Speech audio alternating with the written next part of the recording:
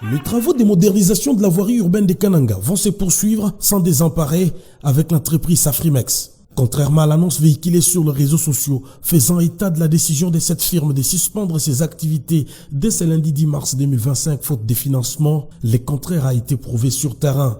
C'est avec engagement et pleine énergie que les agents de cette société ont répondu présents dans les chantiers ouverts sur la ville. Pour attester cette réalité, le gouverneur Joseph Moïse Kamboulou a initié une visite éclair sur l'avenue Louloua où, au-delà des travaux d'assainissement, l'entreprise s'attelle à la suppression de points chauds. Il n'y aura pas cessation d'activité, garantit l'autorité provinciale. Non, notre gouvernance n'est pas basée sur les réseaux sociaux. Si je suis venu moi-même aujourd'hui, c'est pour dire à la population centre-kassaïenne que Safrimex est là.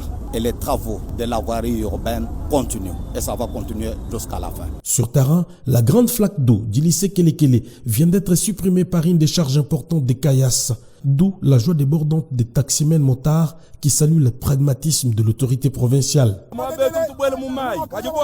On avait du mal à traverser ici à cause d'une flaque d'eau. Aujourd'hui, le passage est fluide. Nous saluons l'engagement de notre gouverneur.